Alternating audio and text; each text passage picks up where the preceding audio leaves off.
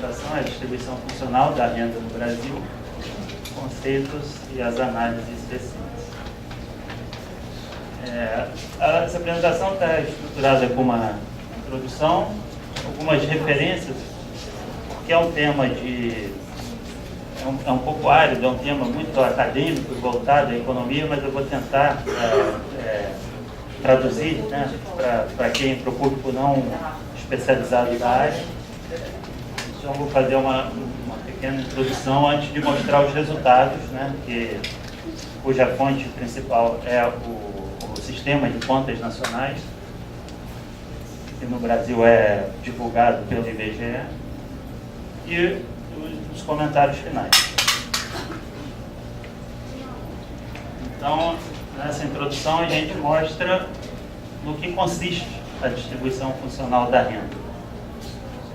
Ela vai ser exatamente a distribuição da renda que é gerada após a atividade econômica.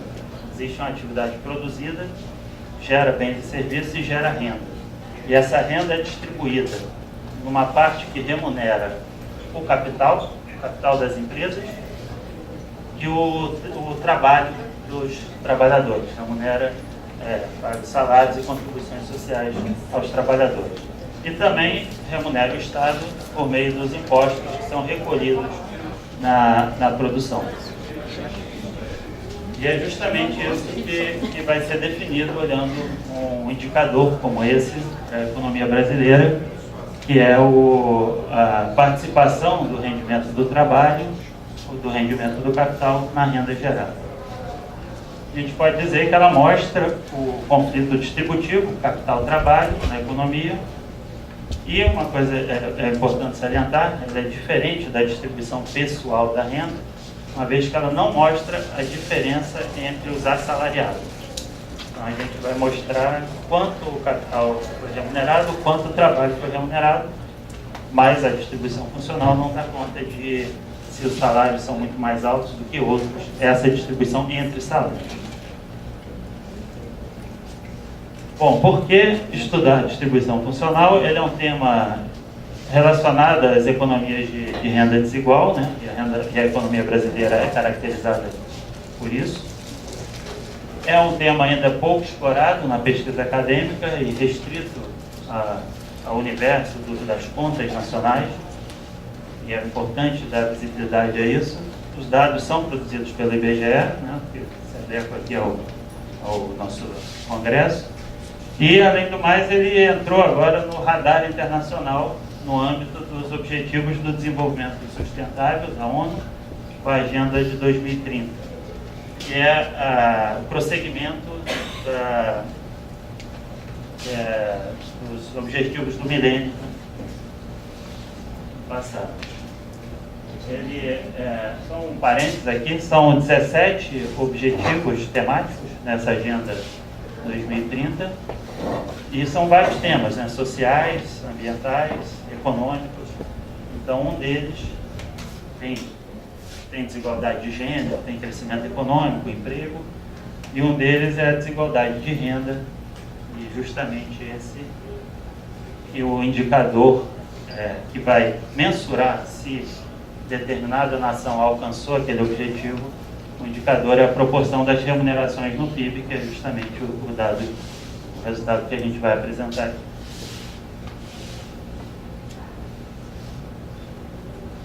Então, algumas questões. É notório, a gente sabe, que na década de 2000 e de 2010, houve uma melhora na distribuição pessoal dos salários da base. Os salários mais baixos cresceram mais do que os salários mais altos. Isso melhorou a distribuição pessoal. Também as aposentadorias mais baixas e os programas sociais que foram implantados melhoraram a renda justamente dos mais pobres. Então, com relação à distribuição pessoal, é consensual que, pelo menos até o meio da década atual, houve uma melhora. Mas a distribuição funcional, essa é uma questão que a gente vai apresentar, como ela ficou. Como ficou o peso das remunerações no PIB. Bom, outra questão é como ficou após o crescimento econômico. O crescimento, relativamente, crescimento econômico tem altos e baixos nesse período, mas a gente pode dizer que até 2013 foi a taxas positivas. Em 2014 houve uma desaceleração e 2015 uma recessão, primeiro ano de recessão, que continuou em 2016 e não acabou em 2017. Não foi mais recessão, mas também foi um crescimento muito tênue do PIB.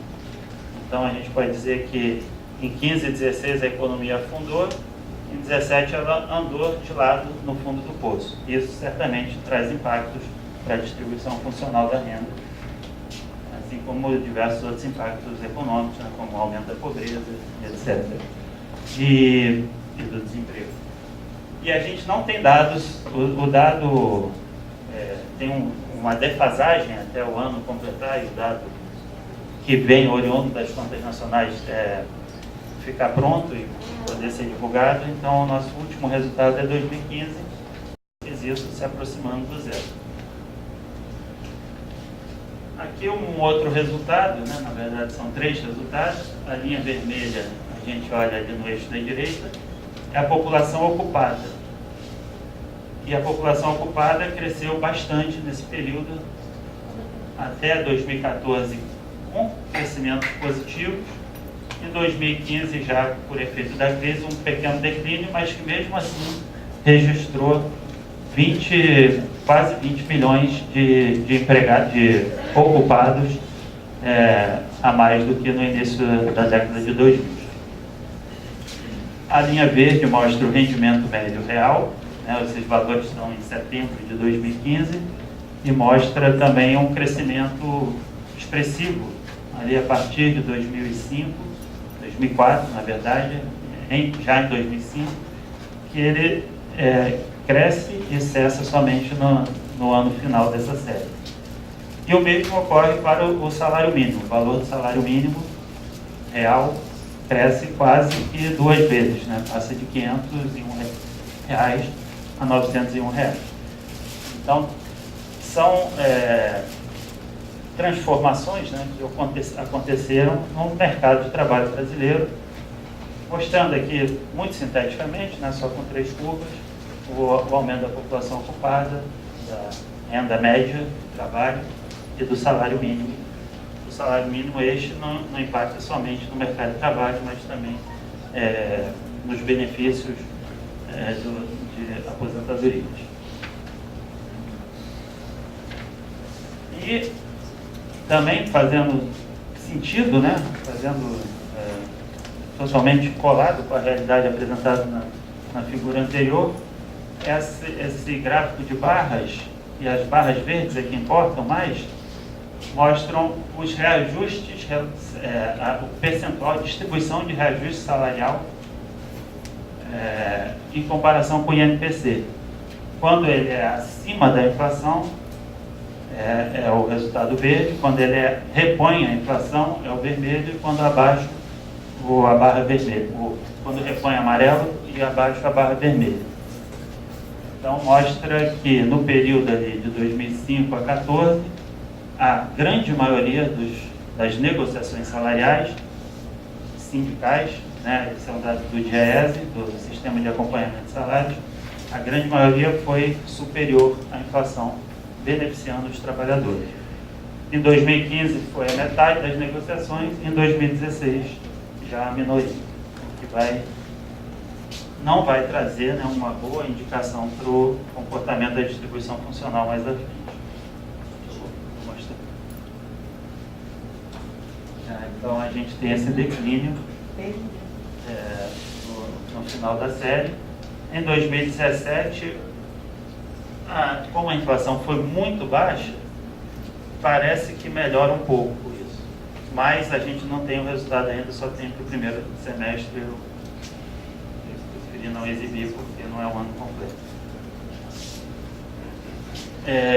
Continuando, só para também, eu mencionei no início que o tema é pouco explorado, mas existe uma pesquisa relacionada a ele, claro, e eu coloquei aqui algumas referências, né, para alguém desejar se aprofundar.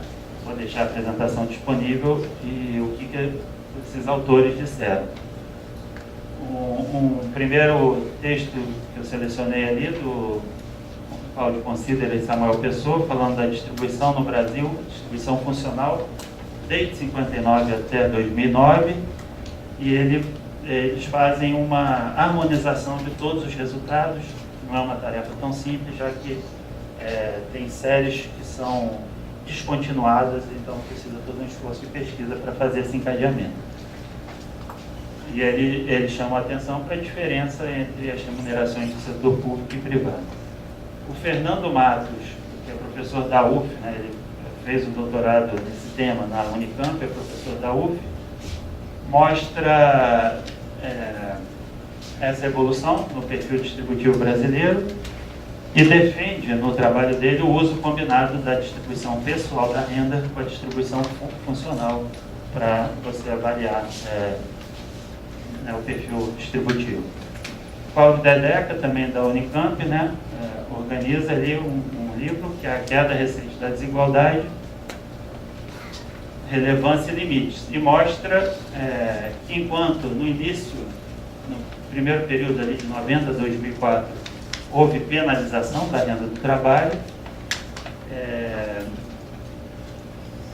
e também redução da desigualdade na distribuição pessoal da renda.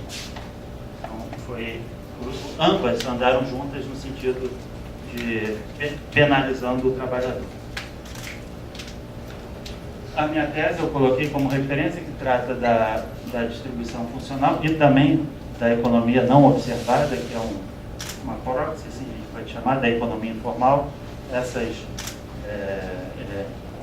grandezas podem ser mensuradas. Existe um manual internacional de contas que explica a metodologia para se fazer isso.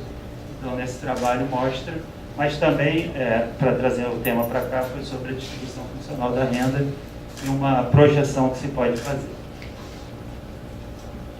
Aqui um trabalho com o orientador da tese, o João Saboia, sobre o salário mínimo e o impacto dos reajustes do salário mínimo na distribuição da renda pessoal e funcional.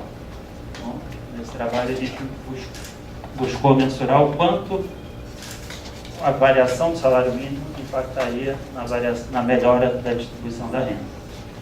E um trabalho super recente, que foi para o Congresso da ANPEC, do Fábio Freitas, do Carlos Medeiros e do Hugo Saramago, que também faz o encadeamento da série e decompõe em aumento em variação de produtividade e de preço relativo os ganhos na distribuição funcional. Então, isso é só para dar um panorama das pesquisas que aconteceram e que vem acontecendo sobre o tema. Agora vamos entrar exatamente, né, na distribuição funcional da renda. Não sei se todos conhecem, o produto interno bruto pode ser mensurado por três óticas. Pela ótica da produção, quanto foi produzido na economia; pela ótica da despesa, quanto foi consumido e investido na economia, quanto foi gasto com aquela produção; e pela ótica da renda, que é o que nos interessa hoje, que é a renda que foi gerada, e ela se divide justamente em remuneração dos empregados,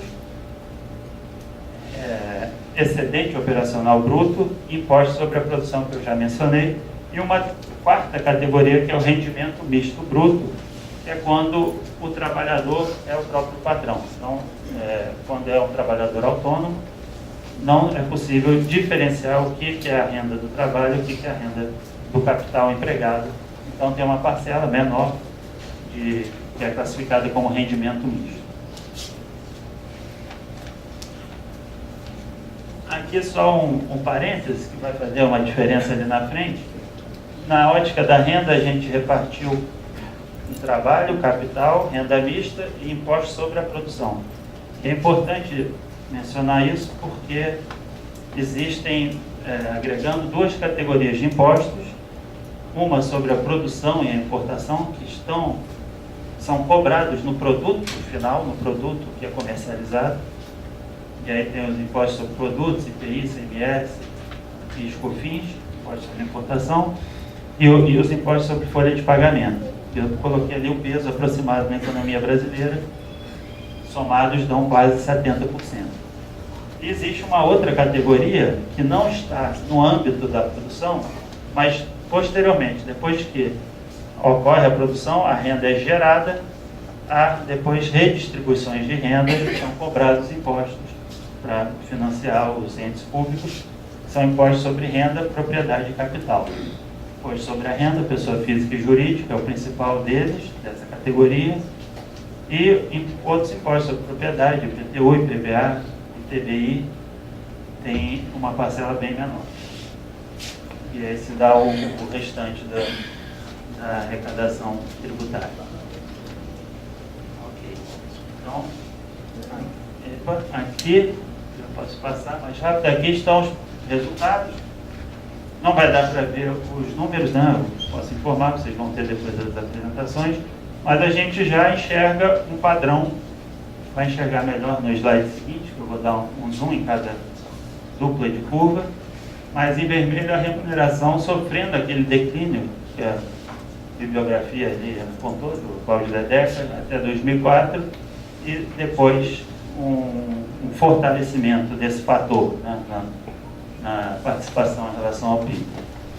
E ocorrendo o contrário com o excedente operacional.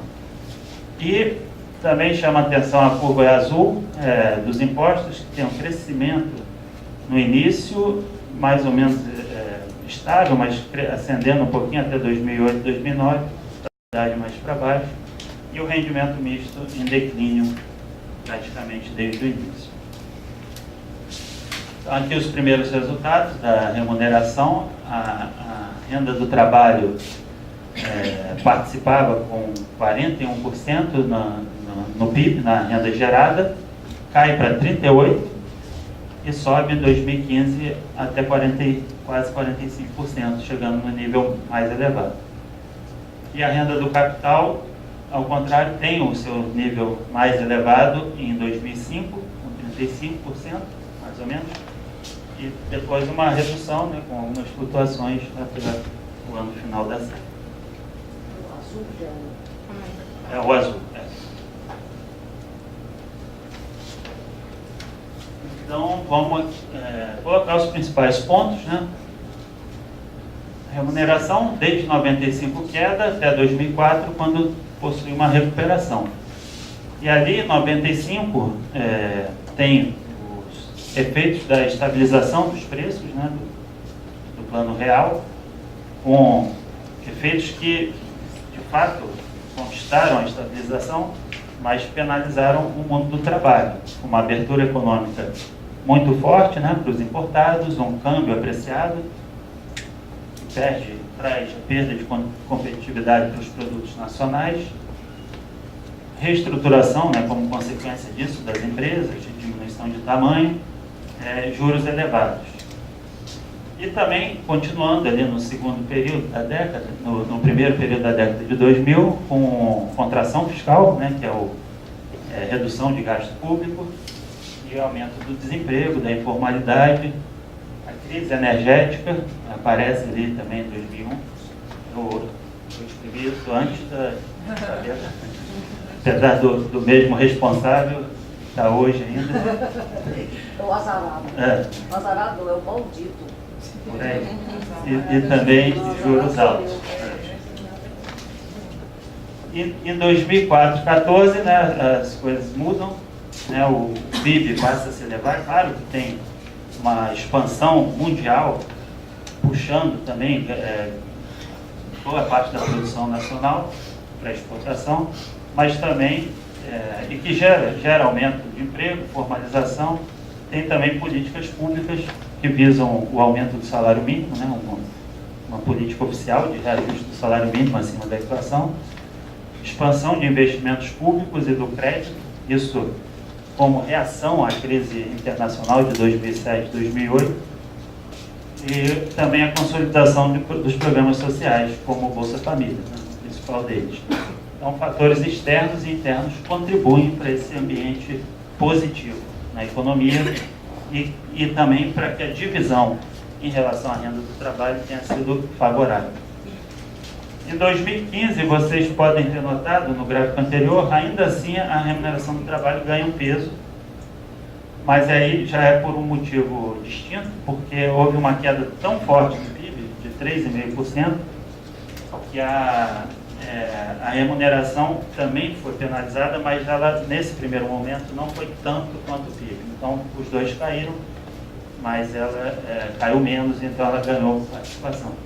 No entanto, esse movimento continuou em 16 e 17, e a dúvida é se essa deterioração do mercado de trabalho vai acabar com a melhoria, ou até, não só acabar com a melhoria, mas começar a ter uma piora na distribuição, na participação das remunerações no PIB. Eu vou passar mais rápido aqui, porque a gente está com tempo curto. Aqui são as duas outras curvas, e aqui eu queria destacar de importante o rendimento misto bruto em declínio também nesse período. E num primeiro momento ele declina porque o rendimento médio cai muito, não pelas ocupações ainda aumentam ali no momento de crise, após a estabilização de crise no mercado de trabalho. Mas de 2005 a 2015 acontece o inverso, o rendimento médio se recupera, mas muitas ocupações antes informais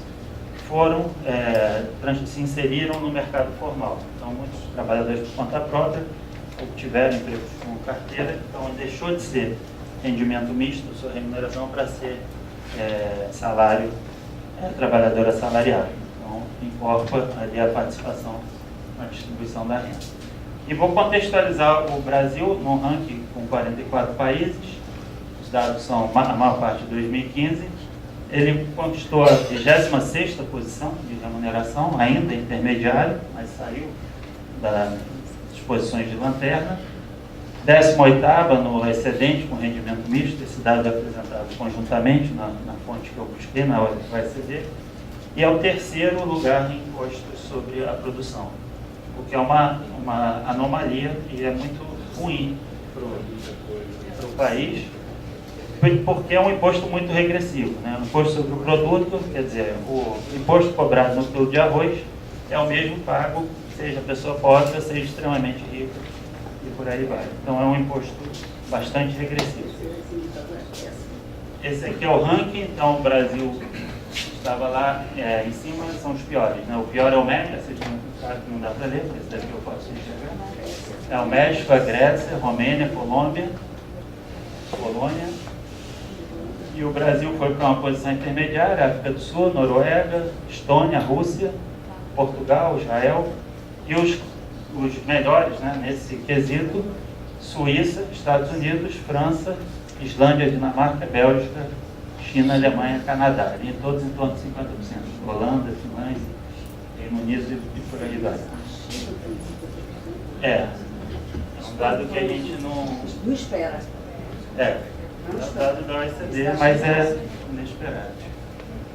E em relação aos impostos sobre a produção, o Brasil é em terceiro, só perde ali para a Rússia e para a Suécia. E os que cobram menos são Suíça, Índia, Estados Unidos, Espanha e Japão. Comentários finais. Então a gente pode sintetizar dizendo que até 2014 a evolução econômica trouxe impactos positivos para a distribuição funcional, sobretudo a partir de meados de 2000, dos anos 2000.